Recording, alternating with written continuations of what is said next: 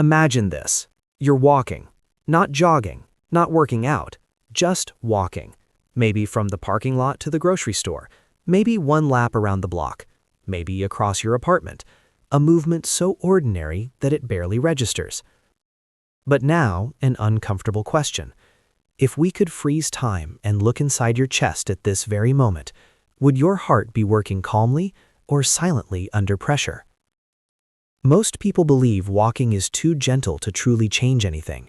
No sweat, no racing heart, no burning muscles. So no real exercise, or so the assumption goes. Movement, yes. Medicine? Probably not. Cardiologists see it differently. Because what happens inside your body during a simple walk has very little to do with calories and a great deal to do with pressure, tension, and adaptation. Your heart doesn't react dramatically. It doesn't send warning signals, but it does change how it works, sometimes within minutes. And if you've been sitting a lot lately, that process may already be happening inside your body right now, unnoticed. Because the real main character of this story isn't just your heart. It's the system your heart serves, your blood vessels. If the heart is the pump, then the vessels are the road network, and a pump can be perfectly healthy. But if the roads are narrow, stiff, or damaged, it has to work harder. This is where the silent strain begins, the one many people never see coming. Stay with me, because you're about to see why walking is not a harmless movement, but one of the most powerful signals you can send to your cardiovascular system. Your heart is one of the hardest working organs in your body. It beats about 100,000 times a day and pumps roughly 7,000 liters of blood through a network of vessels that, if stretched out, would be longer than the circumference of the Earth. Yet, despite this constant workload, the heart only does part of the job. The larger share is carried by the blood vessels themselves. Because the key question for the heart isn't just, how often do I need to beat, but rather, how much resistance do I have to overcome each time? Blood vessels are not rigid pipes. They are living, responsive structures. Their inner lining, the so-called endothelium, constantly reacts to pressure, flow speed, and chemical signals. It decides whether a vessel widens or narrows, whether blood flow remains smooth or becomes turbulent. And this is exactly where the problem of modern life begins. Worldwide, more than a quarter of all adults are affected by high blood pressure, over 1.3 billion people. Many of them don't know it, not because their hearts are weak, but because their vascular system is slowly losing flexibility. This change happens quietly, without pain, without warning signs, often over many years. A heart can compensate for a long time. It beats a little stronger, it adapts. But every adaptation comes at a cost. The stiffer the vessels become, the more pressure the heart has to generate, with every single beat.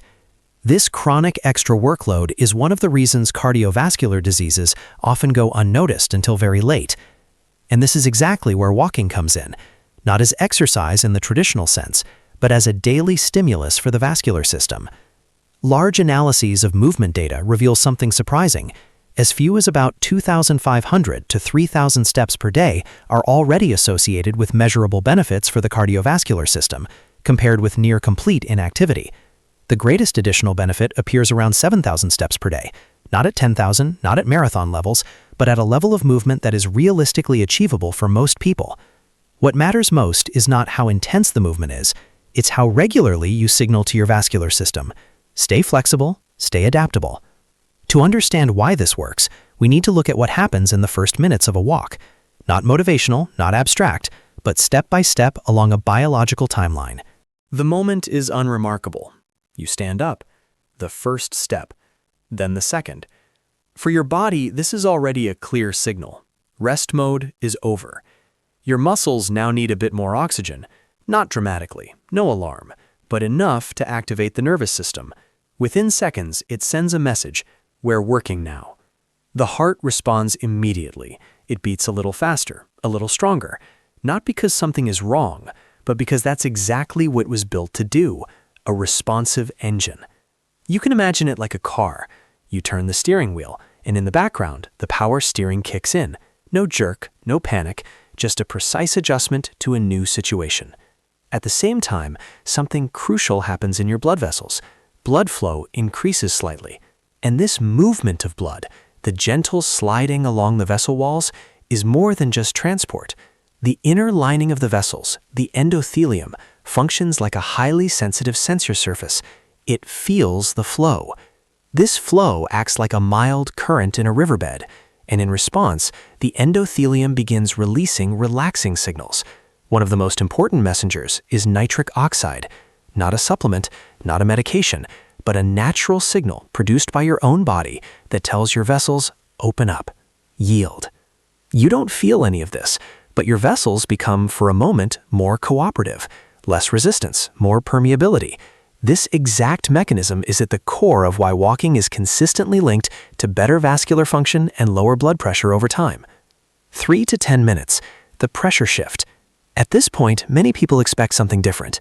If my heart rate goes up, isn't that stress? The answer is surprising. Short-term, heart rate rises. Long-term, the pressure the heart has to work against often decreases, because when vessels open and become more flexible, the entire mechanics of the system change. Think of it like a highway. When lanes widen, the same traffic can flow with less congestion. For the heart, that means same task, less resistance. And this is exactly what many studies show. Regular walking is associated, on average, with small but measurable reductions in both systolic and diastolic blood pressure. No magic, just physics and biology. Your breathing also changes now. It becomes slightly deeper, slightly more rhythmic. This breathing pattern directly influences your autonomic nervous system. It gradually shifts your internal balance away from stress mode toward a calmer, more stable state. That's why many people say walking clears their head. Your body is changing its internal communication. What's happening here is not motivation, it's regulation. And this is only the beginning.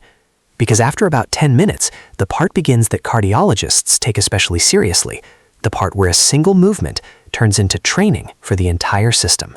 This is where cardiologists really pay attention, because a single walk is helpful, but repetition changes the architecture of the system.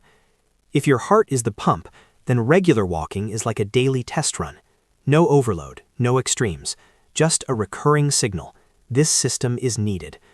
Over weeks, the heart adapts. It learns to move more blood with each beat. The so-called stroke volume efficiency increases. The result? At rest, the heart can beat less often while delivering the same supply. In studies, this shows up as a lower resting heart rate, a sign that the heart is working more efficiently. But here's a key point many people miss. It's not just about how many steps you take, it's also about how you take them. Large data analyses show that a slightly higher step cadence, a brisk but still comfortable pace, is associated with additional benefits. Not because the heart has to work harder, but because the entire system learns to handle moderately increased demand with confidence. Like a power grid that regularly manages small load peaks, and therefore doesn't collapse when real stress hits. But the story goes even deeper, because walking doesn't just train the heart itself, it changes the environment in which the heart operates. What your arteries learn from walking. Imagine your arteries like elastic garden hoses. In youth and during active years, they're flexible. They give when pressure comes and recoil when it eases. With age, and especially with prolonged sitting, these hoses slowly lose elasticity. They become stiffer, less forgiving. Walking creates a recurring pattern of slightly increased blood flow, and this flow acts like a gentle internal stretch. The vessel lining learns when to relax and when to maintain tone. The result, smoother blood flow, lower resistance, and the heart no longer has to shout to be heard. That's exactly why walking is repeatedly recommended in blood pressure guidelines. Not because it's spectacular, but because it supports the system that determines how hard the heart has to work with every beat. And now comes a moment where walking suddenly takes on an entirely new meaning. A moment many people underestimate, and almost no one associates with heart health. Right after eating. The underestimated window after meals. There's a moment in everyday life when walking plays a particularly quiet but powerful role. A moment many people overlook. Right after eating. After a meal, blood sugar levels rise, hormones are released, insulin steps in to move energy from the bloodstream into cells. At the same time, blood flow shifts. More blood is needed for digestion. The body is working, quietly but intensely. In this state, the vascular system is under special strain. High blood sugar spikes, especially when they occur frequently, are considered one of the underestimated stressors on the vessel lining, not dramatic on a single day, but relevant over years. And this is where walking can make a difference. Studies show that light movement after meals can help blunt these blood sugar spikes, not by burning energy, but by improving transport. Muscles take up glucose, blood flow remains smoother, the endothelium is exposed to less stress. You can imagine a meal like a delivery truck arriving at a warehouse. The nutrients are the boxes. If no one is there to distribute them, they pile up at the entrance. Walking is like the warehouse staff showing up on time. The boxes move into the system. No traffic jam, no pressure. Even in people without diabetes, this effect matters, because repeated sharp fluctuations day after day can impair vascular function over time. Walking after meals doesn't erase life, but it smooths the edges, and that's exactly what cardiology values. But the most important changes don't show up immediately. They reveal themselves over weeks and months. What changes measurably over weeks and months? When cardiologists talk about walking, they rarely mean a single stroll. They think in patterns, in repetition, in what the body learns from regular signals. Over weeks, measurable changes appear in many people. Blood pressure drops slightly, often just by a few points, but even small reductions matter greatly over years. Resting heart rate may decline, a sign that the heart is working more efficiently. It doesn't need to beat as often to deliver the same output. But the most important change isn't always a number on a chart. It's a sense of resilience. People report being able to climb stairs without getting out of breath immediately, that their heart rate settles faster after stress, that the body no longer treats small efforts like emergencies. This isn't motivation, it's physiology. The cardiovascular system becomes more confident. It stops overreacting. It stays elastic, adaptable, and this very ability determines long-term risk or protection. To understand why these effects appear so reliably, we need to step back. Because for a long time, both medicine and fitness culture held a simple belief. If it's not intense, it doesn't count. Walking was seen as the harmless alternative. Nice, but ineffective. That changed only when large population studies and modern movement data became available. What researchers found surprised even experts. The surprising findings from large studies. For decades, one simple idea dominated. Movement only matters if it's strenuous, sweating, rapid heart rate, exhaustion. Anything less was considered nice, but irrelevant. That assumption persisted because it was hard to test. This changed with a new generation of movement data. Step counters, wearables, and large meta-analyses finally made it possible to measure movement precisely, not in labs, but in real life. One of the most comprehensive analyses was published in 2023 in the Journal of the American College of Cardiology. More than 110,000 people from multiple studies were analyzed, and the results overturned many assumptions. The first surprise: benefits begin remarkably early.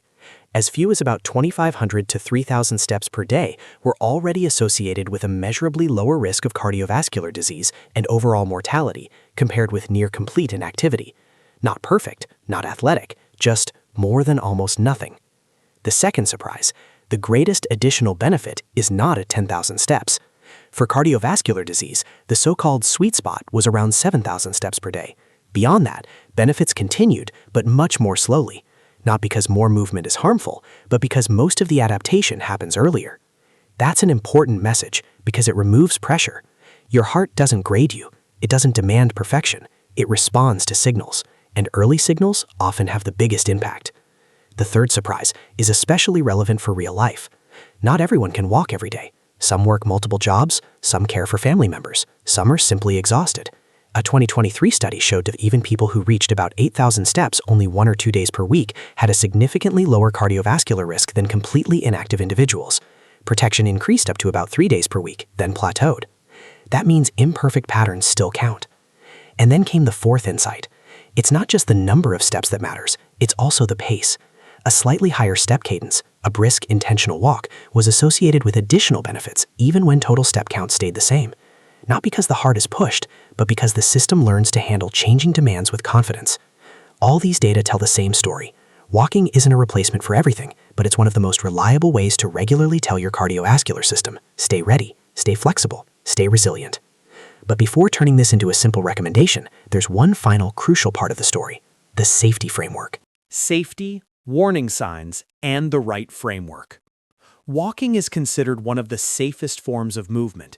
That's exactly why cardiologists recommend it so often. But safe doesn't mean thoughtless for everyone. There are situations where medical evaluation is important. These include new chest pain or pressure with exertion, dizziness or fainting, known heart disease, especially when starting a new activity program, uncontrolled high blood pressure, or pronounced worsening shortness of breath. After surgery with severe joint problems or impaired balance, movement also needs an adapted framework. Not heroic, planned. The goal is never overload. The goal is regularity the body can tolerate. And this is exactly where walking shines. It doesn't force, it doesn't threaten. It works with the body, not against it. Back to the opening question. At the beginning, there was a quiet question. If we could look into your chest, would your heart be working calmly or silently under pressure? The answer is clearer now. It's not a dramatic either-or. It's a relationship between your daily life and your cardiovascular system. You've seen how it starts. A few steps, more oxygen demand, a shift in heart rhythm, vessels responding to flow, signals that relax instead of harden, a system learning not to sound the alarm at every small challenge. Over time, rigid piping becomes a flexible network. Overreaction turns into composure, not through perfection, but through repetition. The research is surprisingly consistent. Benefits begin at just a few thousand steps per day. A realistic range for maximum cardiovascular benefit is around 7,000 steps. Even movement 1 or 2 days per week is measurably better than none. And a slightly brisker pace can add extra effects, without suffering, without force. Walking is not magic, but it is a tool. A quiet, reliable tool that sends your cardiovascular system the same message every day. Stay ready, stay flexible, stay resilient. Your body is not your enemy. Your heart is not working against you. It responds to the signals you give it through movement, rest, stress, sleep, food, and routine. Walking is one of the gentlest signals that can still trigger real internal change. What surprised you the most? That benefits begin with just a few thousand steps? The timeline of what happens in vessels and heart? Or the realization that imperfect routines still count? Share your thoughts in the comments, and if you'd like, tell us, what does your current walking routine look like? Maybe your experience is exactly the encouragement someone else needs right now. If you're looking for more science-based explanations without hype, subscribe to the channel. In the next video, we'll tackle a topic many underestimate, and one that quietly determines how long your heart stays healthy: blood pressure.